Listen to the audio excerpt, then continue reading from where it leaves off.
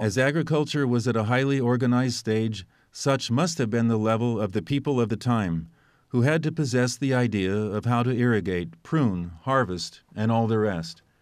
The people had to be, at the least, at this level. In the 4th century BC, in Armenia as well as in the entire area surrounding it, the culture of the masses was rapidly advancing, with our people and culture an indivisible part of this process. In other words, we should clarify, to bluntly put it, if this is our historical memory, that we associate ourselves to this extent to the apricot, or if it comes from more ancient times, happenings that took place that we love to talk about. And perhaps it isn't important which is the homeland of the apricot. The apricot is strongly connected with the culture and traditions of the Armenians. There are many artistic creations in different spheres dedicated to the apricot, in literature, music, and the fine arts.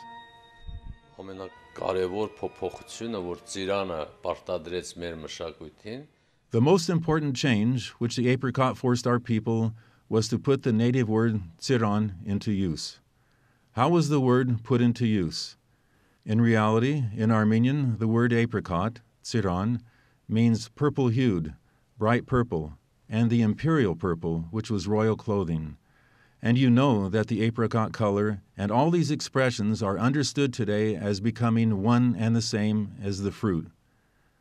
But in reality, before the fruit existed, we had the apricot color, which means blue, sky-colored, and royal blue, which was the royal dress. Also the apricot flower and sea, which were sky-colored blue, as was apricot smoke, which was also blue. The rainbow was called apricot belt. There is also the word ЦԻΡ, which means a common arc, and when associated with the sky, it becomes the Milky Way. From the root word ЦԻΡ comes the word ЦԻΡԱN, or apricot. But with the influence of the culture of those working the land, the production of apricots captured such a high place in our lives that all of the previous expressions ended up coming from this word. Labored the sky, labored the earth. In between the two, the coral red sea labored in mirth, and the red bamboo too.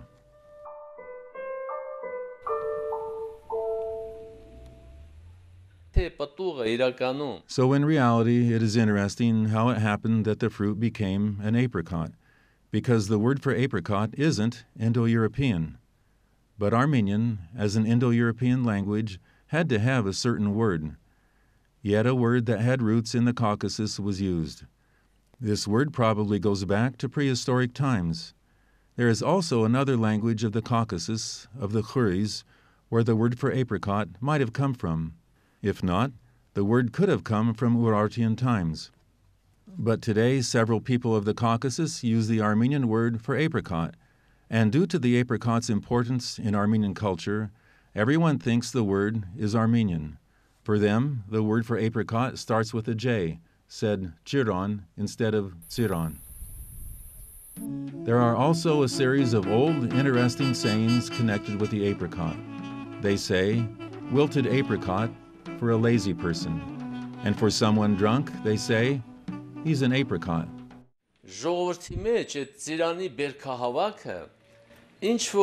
The harvesting of apricots is slowly turning into a ceremony, a ritual. For example, from place to place, the communities in different regions, in different altitudes, look and see whose apricots are ready to harvest, and then begin the process of shaking the trees and gathering fruit. In this way, organizing to help each other communally. Then, this same group of people goes to another, higher elevation, where the apricots are ripening, and helps there. But if all this work is going on at the same time, day and night, trying to get this work done, that scene becomes very interesting, as people have the natural desire for their apricots to get ripe first. This is helpful because if the harvesting process is ongoing, there will be plenty of people to help. But if the apricots are ripe all the same time, everybody will get busy with their own crop, and helpers will be few, not to mention there are obvious market benefits if the fruit is ripe early. You know, in the apricot culture here, an insect named bezes has come into being, and which helps the apricot to ripen. I don't even know what name biologists might have for the bezes, but we all know it by the name ԾԻՐԱՆ hasug, which means helping the apricot ripen. We know this ripening season is when the tsogol has to fill with water.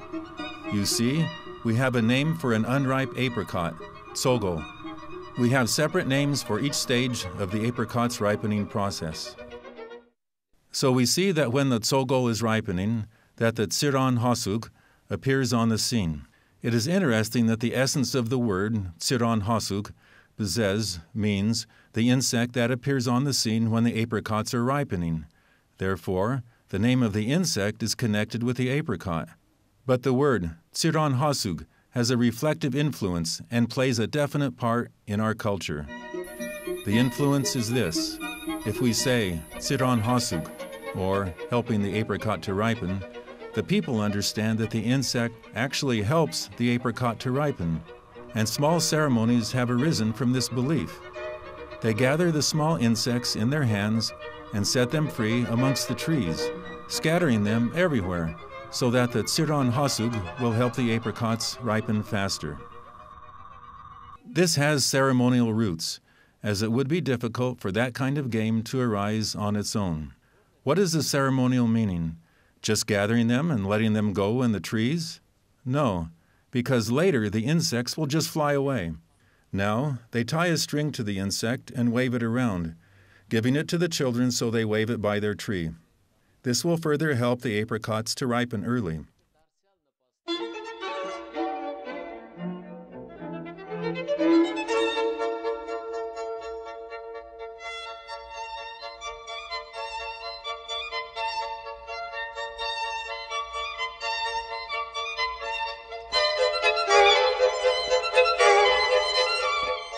You know that the tree of life has many versions.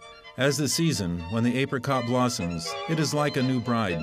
Is it not true that the bride is fruitful just like the tree, with white clothes, decorated with flowers, as in the throes of labor?